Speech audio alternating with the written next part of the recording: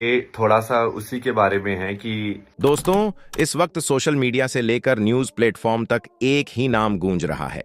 IIT बाबा।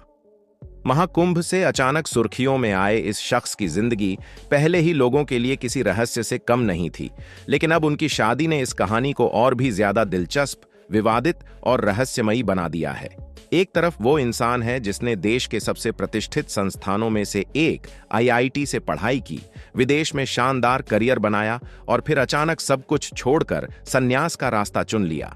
और दूसरी तरफ वो महिला है जिसे लेकर अब ऐसे ऐसे दावे किए जा रहे हैं कि लोग सच और अफवाह के बीच फर्क ही नहीं कर पा रहे हैं।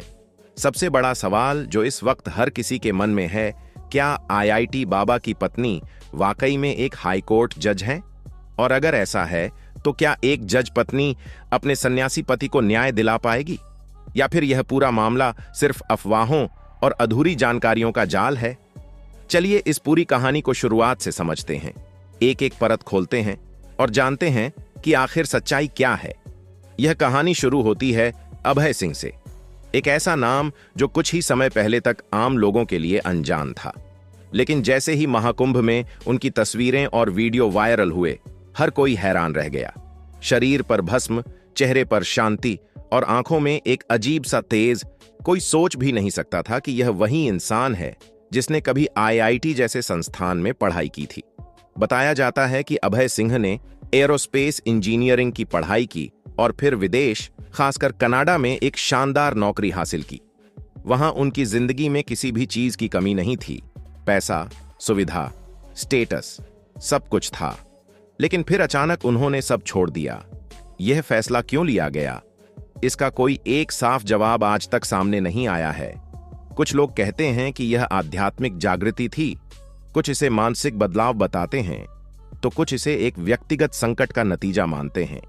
लेकिन जो भी कारण रहा हो, अभय सिंह ने संन्यास का रास्ता चुना और बन गए आईआईटी बाबा। अब तक कहानी यहीं तक थी, एक इंजीनियर का सन्यासी बनना। लेकिन असली मोड़ तब आया जब फरवरी महीने में अचानक यह खबर सामने आई कि आईआईटी बाबा ने शादी कर ली है। यह खबर सुनते ही इंटरनेट पर जैसे भूचाल आ गया। लोग हैरान थे, एक सन्यासी शादी कैसे कर सकता है? क्या उसने सन्यास छोड़ दिया, या फिर यह कोई अलग तरह का संप्रदाय है जहां शादी की अनुमति है? जैसे ही शादी की तस्वीरें सामने आईं, लोगों की नजरें एक चेहरे पर टिक गईं। वो थी उनकी पत्नी प्रतिका। सादगी भरा चेहरा, शांत व्यक्तित्व और बेहद सामान्य दिखने वाली यह महिला अचानक चर्चा के केंद्र में आ गई। लेकिन असली हलचल तब मची जब उनके बारे में अलग अलग दावे सामने आने लगे। कुछ लोगों ने कहा कि प्रतिका एक सॉफ्टवेयर आर्किटेक्ट हैं और टेक्नोलॉजी सेक्टर में काम करती हैं। कुछ ने दावा किया कि उनका संबंध डिफेंस रिसर्च से है और वह मिसाइल टेक्नोलॉजी पर काम कर चुकी हैं, और उनके कंधों पर हाई कोर्ट जैसे प्रतिष्ठित संस्थान की जिम्मेदारी भी है। अब जरा आप खुद सोचिए, एक तरफ वो इंसान जिसने मोह माया का त्याग कर संन्यास का रास्ता चुना, और दूसरी तरफ एक ऐसी महिला जिसे न्याय और कानून की रक्षक माना जाता है। इन दोनों का एक साथ आना किसी फिल्मी कहानी से कम नहीं लगता। अभय सिंह, जो कभी एरोस्पेस इंजीनियर रह चुके हैं और एयरक्राफ्ट बनाने वाली दुनिया की बड़ी कंपनियों में काम कर चुके हैं, उनका एक ऐसी महिला से विवाह करना जो अपने करियर के शिखर पर हो, कई सवाल खड़े करता है। क्या यह सिर्फ दो दिलों का मिलन है, या इसके पीछे कोई बड़ा उद्देश्य छिपा है? जैसा कि अभय सिंह खुद कहते हैं, उनका सपना एक सनातन यूनिवर्सिटी बनाने का है, जहां आधुनिक विज्ञान और प्राचीन धर्म का संगम होगा। तो क्या इस मिशन में उनकी पत्नी का पद और प्रभाव उनके लिए एक सुरक्षा कवच साबित होगा? लोगों की सबसे ज्यादा दिलचस्पी इसी बात में है कि आखिर वो कौन सा पद है जो प्रतिका के नाम के साथ जोड़ा जा रहा है। क्या वो सच में किसी टेक्निकल विंग का हिस्सा है, या उनकी पहुंच कानूनी गलियारों तक इतनी गहरी है कि लोग उन्हें जज समझ बैठे हैं? ये रहस्य तब और गहरा हो गया जब अभय सिंह पहली बार अपनी पत्नी के साथ अपने पिता के चैम्बर पहुंचे। वहां मौजूद वकील और मीडिया उन्हें देखकर हैरान रह गए। अभय सिंह के पिता कर्ण सिंह, जो खुद एक जाने माने वकील हैं, उन्होंने शायद कभी नहीं सोचा होगा कि उनका बेटा, जो संन्यास की राह पर निकल चुका था, एक दिन अपनी पत्नी के साथ उनके सामने खड़ा होगा। यह पल जितना भावुक था, उतना ही विवादों से भरा हुआ भी था। कुछ लोग इसे धोखे की तरह देख रहे थे, तो कुछ का कहना था कि संन्यास से गृहस्थ जीवन में लौटना कोई पाप नहीं, बल्कि एक साहसिक निर्णय है। इन सब के बीच प्रतिका का शांत स्वभाव और उनकी प्रोफेशनल गरिमा ने सबका ध्यान अपनी ओर खींच लिया। उनकी सादगी देखकर किसी को विश्वास ही नहीं हो रहा था कि वही महिला इतनी बड़ी जिम्मेदारियों से जुड़ी हो सकती है। कहानी में असली मोड़ तब आता है जब हम उनकी पहली मुलाकात की बात करते हैं, जो करीब 1 साल पहले हुई थी। एक इंटरव्यू में प्रतिका ने इशारों इशारों में बताया था कि कैसे उनकी मुलाकात अभय से हुई और कैसे एक सन्यासी के भीतर छिपे इंसान ने उनका दिल जीत लिया।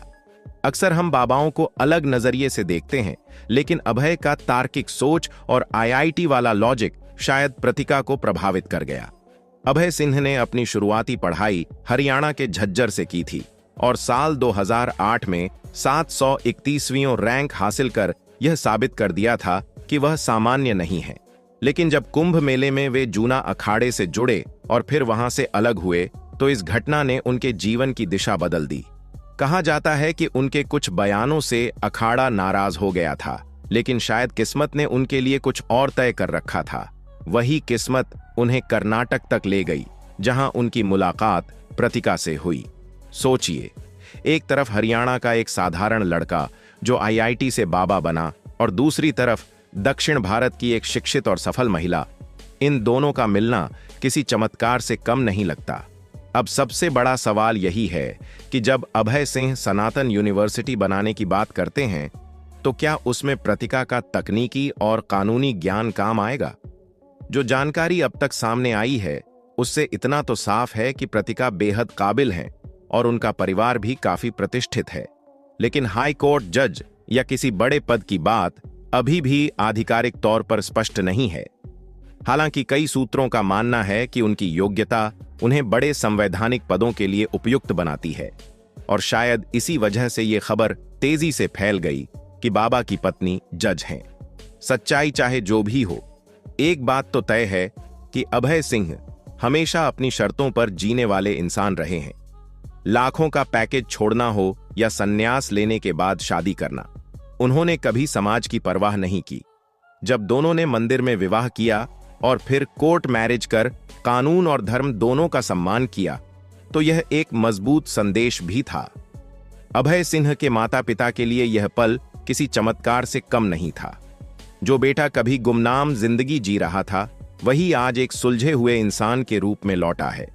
फिर भी समाज का एक वर्ग आज भी सवाल उठा रहा है, क्या यह सब एक सोची समझी रणनीति थी? अगर गहराई से देखें तो यह आधुनिक भारत की एक झलक है, जहां शिक्षा, धर्म और विज्ञान एक साथ नजर आते हैं। एक तरफ आईआईटी की डिग्री, दूसरी तरफ संन्यास का जीवन, और अब एक प्रभावशाली जीवन संगिनी। यह जोड़ी कई मायनों में अलग और खास है। यह कहानी हमें यह भी सिखाती है कि अपनी जड़ों की ओर लौटना कभी गलत नहीं होता, और अगर जीवन में ऐसा साथी मिल जाए जो आपके विचारों को समझे, तो संन्यास और गृहस्थ जीवन के बीच की दूरी खत्म हो जाती है। उम्मीद की जा रही है कि आने वाले समय में अभय सिंह खुद सामने आकर इन सभी अफवाहों पर खुलकर बात करेंगे।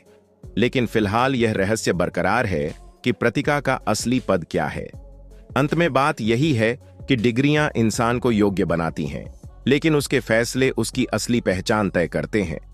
अभय सिंह का रास्ता आसान नहीं है, लेकिन अगर वह अपने सपनों पर कायम रहते हैं और प्रतिका के साथ मिलकर अपने विजन को साकार करते हैं, तो शायद उनके आलोचकों को जवाब मिल जाएगा।